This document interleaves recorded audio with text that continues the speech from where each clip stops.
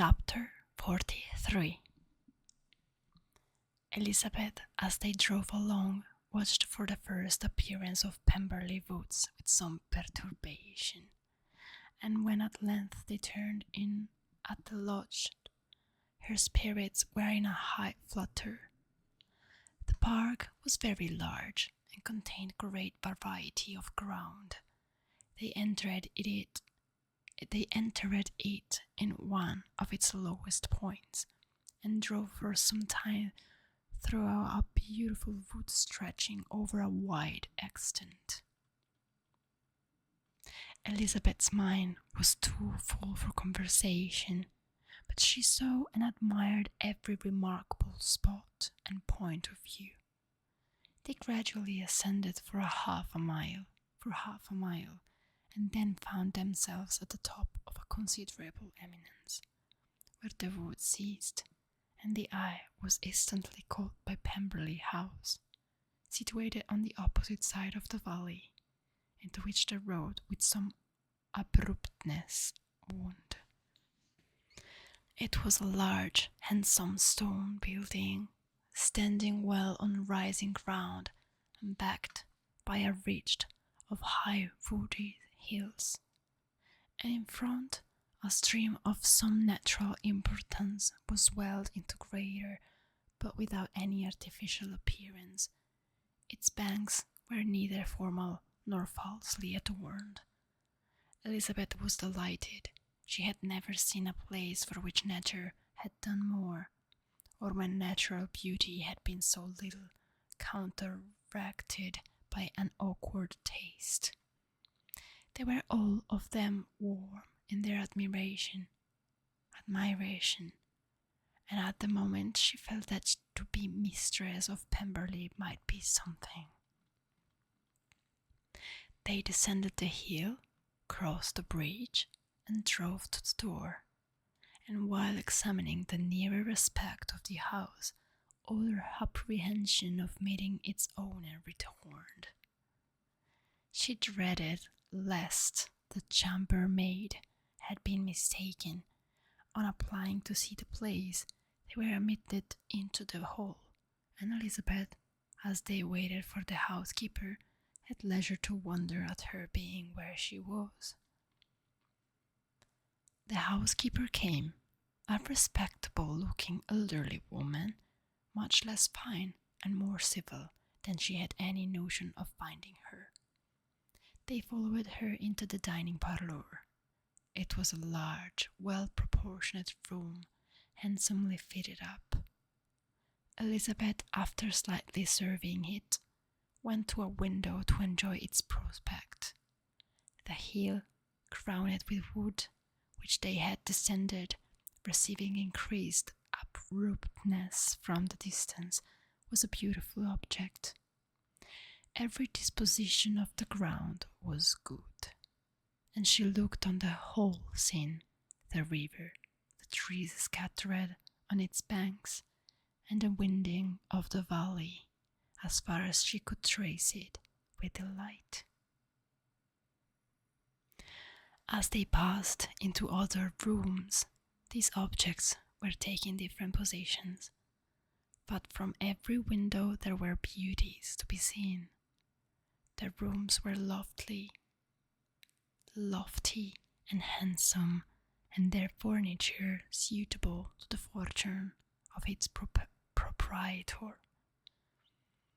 But Elizabeth saw with admiration of his taste that it was neither gaudy nor uselessly fine, with less of splendour and more real elegance than the furniture of Rosings. And of this place, thought she, I might have been mistress. With these rooms I might now have been familiarly acquainted.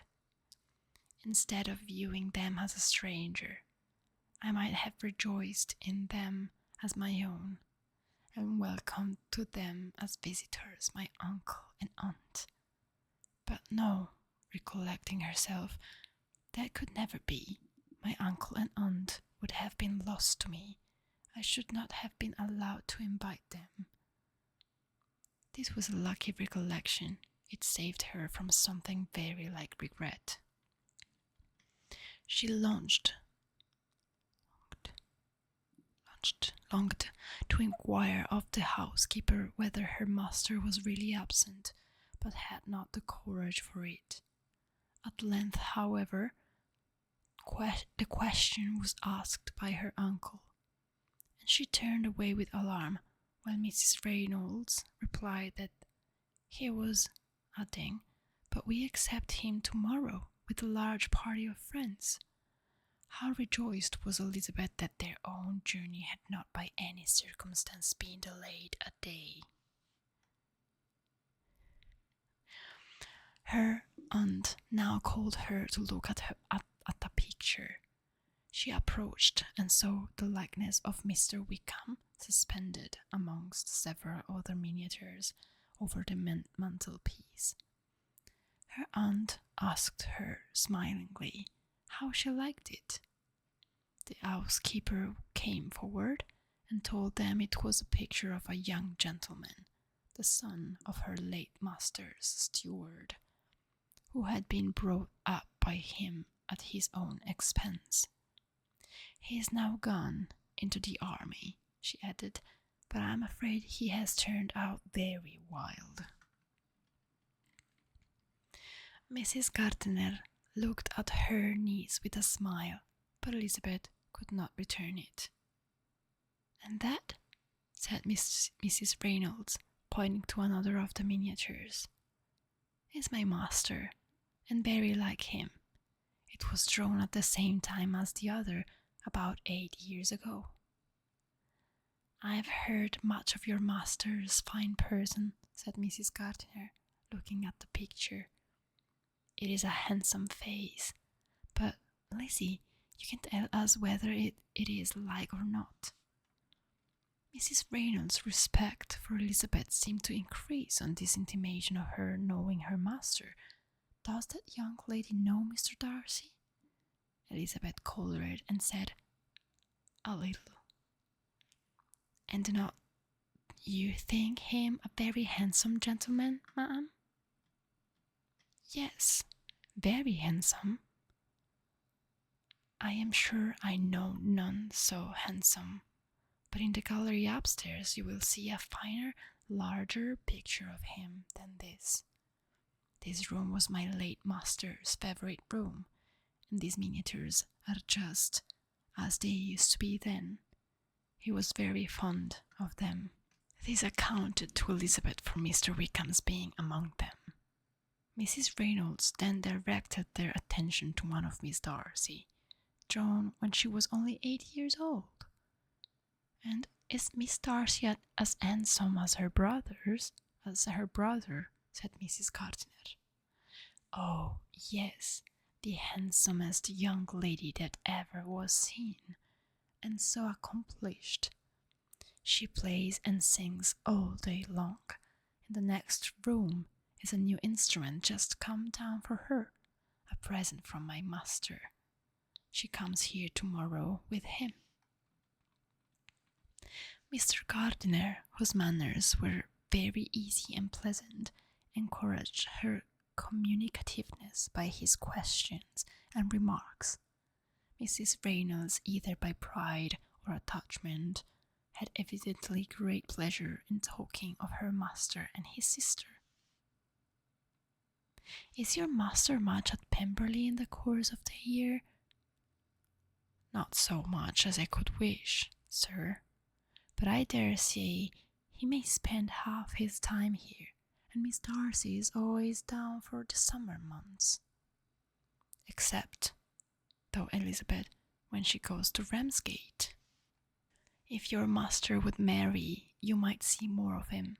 "Yes, sir, but I do not know when that will be. I do not know who is good enough for him." Mr. and Mrs. Gardiner smiled. Elizabeth could not help saying, "It is very much to his credit, I am sure, that you should think so." "I say no more than the truth, and everybody will say that knows him," replied the other. Elizabeth thought this was going pretty far, and she listened with increasing astonishment as the housekeeper added, "I have never known a cross word from him in my life, and I have known him ever since he was 4 years old." This was praise, of all others most extraordinary, most opposite to her ideas. That he was not a good-tempered man had been her firmest opinion.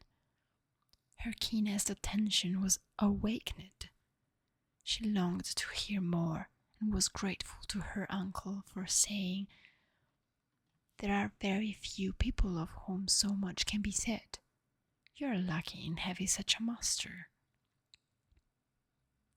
"Yes, sir, I know I am. If I were to go through the world, I could not meet with a better. But I have always observed that they who are good-natured when children are good-natured when they grow up. And he was always the sweetest, temperate, most generous-hearted boy in the world. My goodness, is the perfect one." Elizabeth almost stared at her. "Can this be Mr. Darcy?" thought she. "His father was an excellent man," said Mrs. Gardiner. "Yes, ma'am, that he was indeed. And his son will be just like him, just as affable to the poor." Elizabeth listened, wondered, doubted, and was impatient for more. Mrs. Reynolds could interest her on no other point. She related the subject of the pictures, the dimension of the rooms, and the price of the furniture in vain. Mr. Gardiner, highly amused by the kind of family prejudice to which he attributed her excessive commendation of her master, soon led again to the subject, and she dwelt with energy on his many merits as they proceeded together up the great staircase. "He is the best landlord and the best master," said she, "that ever lived.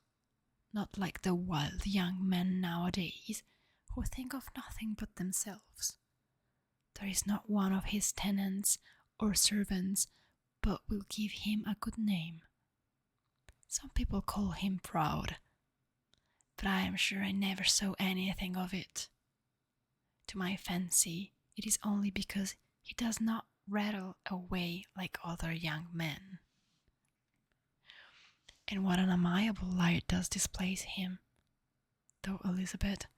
This fine account of him, whispered her aunt as they walked, is not quite consistent with his behaviour to our poor friend. Perhaps we might be deceived. That is not very likely. Our authority was too good." On reaching the spacious lobby above, they were shown into a very pretty sitting room, lately fitted up with greater elegance and lightness than the apartments below, and were informed that it was but just done to give pleasure to Miss Darcy, who had taken a liking to the room when last at Pemberley.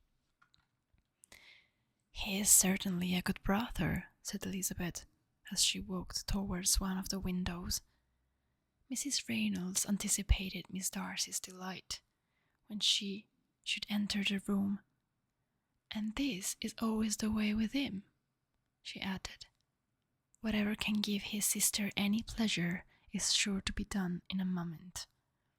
Where there is nothing he would not do for her." The picture gallery and 2 or 3 of the principal bedrooms were all that remained to be shown. In the former were many good paintings. But Elizabeth knew nothing of the art, and from such as had been already visible below, she had willingly turned to look at some drawings of Miss Darcy's in crayons, whose subjects were usually more interesting and also more intelligible. In the gallery there were many family portraits, but they could have little to fix the attention of a stranger, Elizabeth walked in the quest of the only face whose features would be known to her. At least, it arrested her, and she beheld a striking resemblance to Mr. Darcy, with such a smile over the face as she remembered to have sometimes seen when he looked at her. She stood several minutes before the picture, in earnest contemplation, and returned to it again before they quitted the gallery. Mrs. Reynolds informed them that it had been taken in his father's lifetime. There was certainly at this moment in Elizabeth's mind a more gentle sensation towards the original than she had ever felt at the height of their acquaintance. The commendation bestowed on him by Mrs. Reynolds was of no trifling nature.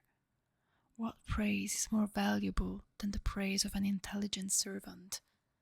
As a brother, a landlord, a master, she considered how many people's happiness were in his guardianship. How much of pleasure or pain was it in his power to bestow? How much of good or evil must be done by him? Every idea that had been brought forward by the housekeeper was favourable to his character, and as she stood before the canvas on which he was represented, and fixed his eyes upon herself, she thought of his regard with a deeper sentiment of gratitude than it had ever raised before. She remembered its warmth, and softened its impropriety of expression. When all the house that was open to general inspection had been seen, they returned downstairs, and, taking leave of the housekeeper, were consigned over the gardener, who met them at the hall door. As they walked across the hall towards the river, Elizabeth turned back to look again. Her uncle and aunt stopped also, and while the former was conjecturing as to the date of the building, the owner of it himself suddenly came forward from the road, which led behind it to the stables. They were within 20 yards of each other, and so abrupt was his appearance that it was impossible to avoid his sight. Their eyes instantly met, and the cheeks of both were overspread with the deepest blush. He absolutely started, and for a moment seemed immovable from surprise, but shortly recovering himself, advanced towards the party and spoke to Elizabeth, if not in terms of perfect composure, at least of perfect civility. She had instinctively turned away, but stopping on his approach, received his compliments with an embarrassment impossible to overcome. Had his first appearance, or his resemblance to the picture they had just been examining, been insufficient to assure the other two that they now saw Mr. Darcy, the gardener's expression of surprise on beholding his master must immediately have told it. They stood a little aloof while he was talking to their niece, who, astonished and confused, scarcely dared lift her eyes to his face, and knew not what answer she returned to his civil inquiries after her family. Amazed at the alteration of his manner since they last parted, every sentence that he uttered was increasing her embarrassment, and every idea of the impropriety of her being found there recurring to her mind. The few minutes in which they continued were some of the most uncomfortable in her life. Nor did he seem much more at ease when he spoke. His accent had none of its usual sedateness, and he repeated his inquiries as to the time of her having left Longbourn, and of her having stayed in Derbyshire so often and in so hurried a way, as plainly spoke the distraction of his thoughts. At length every idea seemed to fail him, and, after standing a few moments without saying a word, he suddenly recollected himself and took leave. The others then joined her, and expressed admiration of his figure, but Elizabeth heard not a word, and wholly engrossed by her own feelings, followed them in silence. She was overpowered by shame and vexation.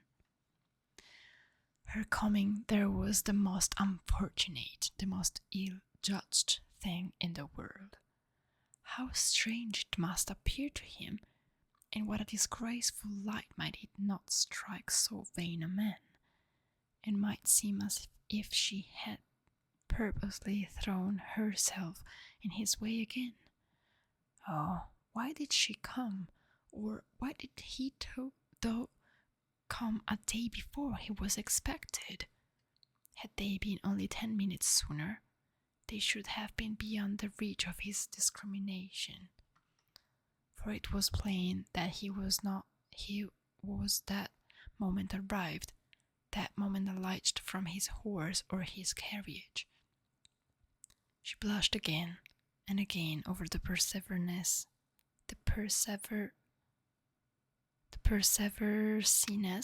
of the meeting, and his behavior so strikingly altered. What could it mean? That he should even speak to her was amazing, but to speak with such civility, to inquire after her family, never in her life had she seen his manners so dignified. Never had he spoken with such gentleness as on this unexpected meeting. What a contrast did it offer to his last address in Rosings Park, when he put his letter into her hand. She knew not what to think, or how to account for it. They had now entered a beautiful walk by the side of the water, and every step was bringing forwards a nobler fall of ground, or a finer reach of the woods to which they were approaching. But it was some time before Elizabeth was sensible of any of it, and though she answered mechanically to the repeated appeals of her uncle and aunt, and seemed to direct her eyes to such objects as they pointed out, she distinguished no part of the scene. Her thoughts were all fixed on that one spot of Pemberley House, whichever it might be, where Mr. Darcy then was. She longed to know what at the moment was passing in his mind, in what manner he thought of her, and whether, in defiance of everything, she was still dear to him. Perhaps he had been civil only because he felt himself at ease, yet there had been that in his voice which was not like his. Whether he had felt more of pain or of pleasure in seeing her, she could not tell, but he certainly had not seen her with composure. At length, however, she remarks of her companions on her absence of mind aroused her, and she felt the necessity of appearing more like herself.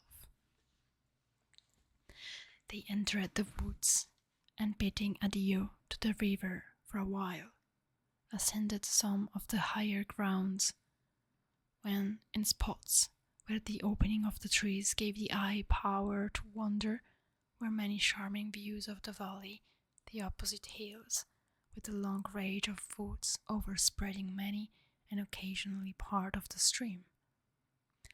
Mr. Gardiner expressed a wish of going round the whole park, but feared it might be beyond a walk. With a triumphant smile, they were told that it was 10 miles round. It settled the matter, and they pursued to a accustomed circuit, which brought them again, after some time, in a descent among hanging boats, to the edge of the water and one of its narrowest parts. They crossed it by a simple bridge, in a character with the general air of the scene. It was a spot less adorned than any they had yet visited, and the valley here contracted into a glen, allowed room only for the stream, and a narrow walk amidst the rough coppice wood which bordered it. Elizabeth longed to explore its windings, but when they had crossed the bridge and perceived their distance from the house, Mrs. Gardiner, who was not a great walker, could go no farther, and thought only of returning to the carriage as quickly as possible. Her niece was therefore obliged to submit, and they took their way towards the house on the opposite side of the river in the nearest direction, but their progress was slow, for Mr. Gardiner, though seldom able to indulge the taste, was very fond of fishing, and was so much engaged in watching the occasional appearance of some trout in the water and talking to the men about them, that he advanced but little. Whilst wandering on in this slow manner, they were again surprised, and Elizabeth's astonishment was quite equal to what it had been at first, by the sight of Mr. Darcy approaching them, and at no great distance, the walk being here less sheltered than on the other side, allowed them to see him before they met. Elizabeth, however, astonished, was at least more prepared for an interview than before, and resolved to appear and to speak with calmness if he really intended to meet them. For a few moments, indeed, she felt that he would probably strike into some other path. The idea lasted while a turning in the walk concealed him from their view. The turning past, he was immediately before them.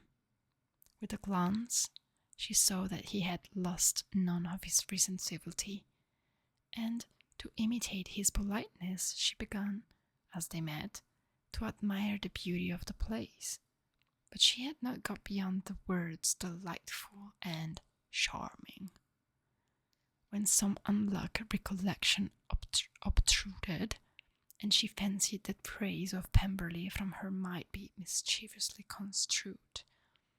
Her colour changed, and she said no more. Mrs. Gardiner was standing a little behind, and on her pausing, he asked her if she would do him the honour of introducing him to her friends. This was a stroke of civility for which she was quite unprepared, and she could hardly suppress a smile at his being now seeking the acquaintance of some of the very people against whom his pride had revolted in his offer to herself. What will be his surprise, thought she, when he knows who they are? He takes them now for people of fashion. The introduction, however, was immediately made, and as she named their relationship to herself, she stole a sly look at him to see how he bore it, and was not without the expectation of his decamping as fast as he could from such disgraceful companions. That he was surprised by the connection was evident.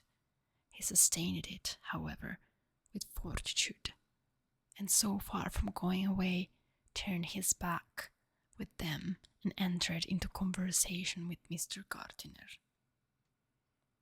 Elizabeth could not but be pleased, could not but triumph. It was consoling that he should know she had some relations for whom there was no need to blush. She listened more attentively to all that passed between them, and gloried in every expression, every sentence of her uncle which marked his intelligence, his taste, or his good manners. The conversation soon turned upon fishing, and she heard Mr. Darcy invite him with the greatest civility to fish there as often as he chose while he continued in the neighbourhood, offering at the same time to supply him with fishing tackle, and pointing out those parts of the stream where there was usually most sport. Mrs. Gardiner, who was walking arm in arm with Elizabeth, gave her a look expressive of wonder. Elizabeth said nothing, but it gratified her exceedingly. The compliment must be all for herself. Her astonishment, however, was extreme, and continually was she repeating, Why is he so altered? From what can it proceed?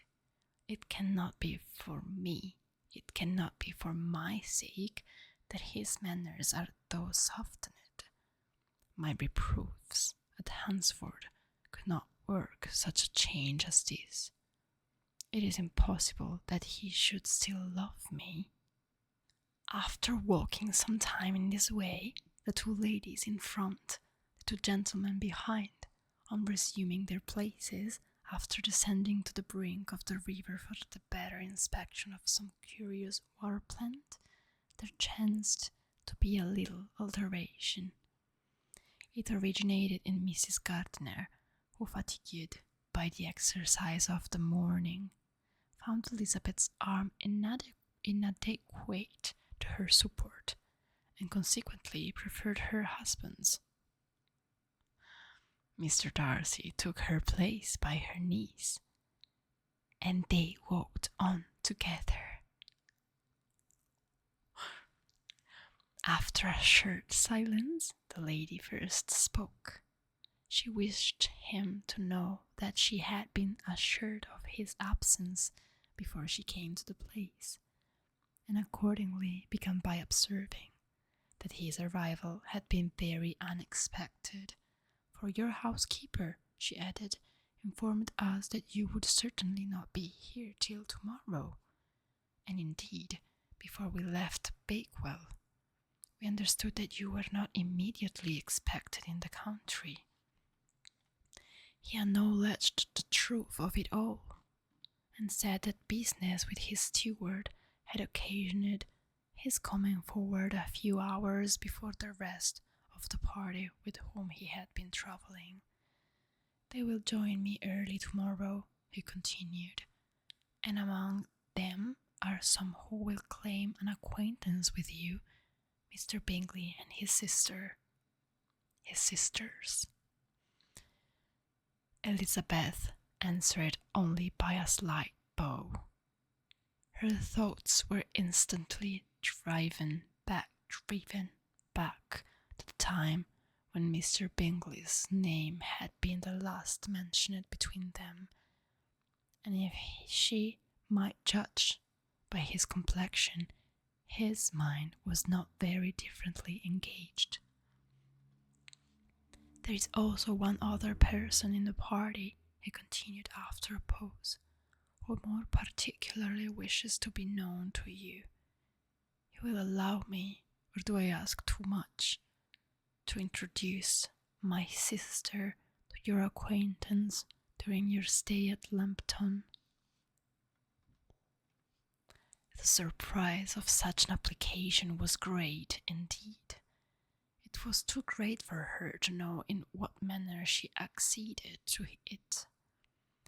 She immediately felt that whatever desire Miss Darcy might have of being acquainted with her must be the work of her brother, and, without looking farther, it was satisfactory.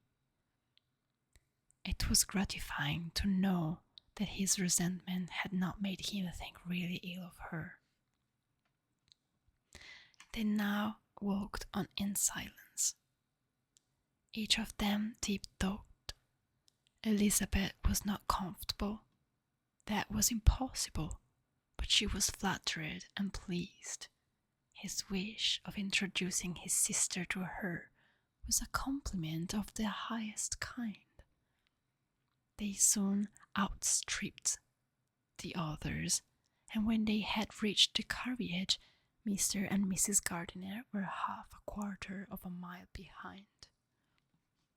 He then asked her to walk into the house, but she declared herself not tired, and they stood together on the lawn. At such a time, much might have been said, and silence was very awkward.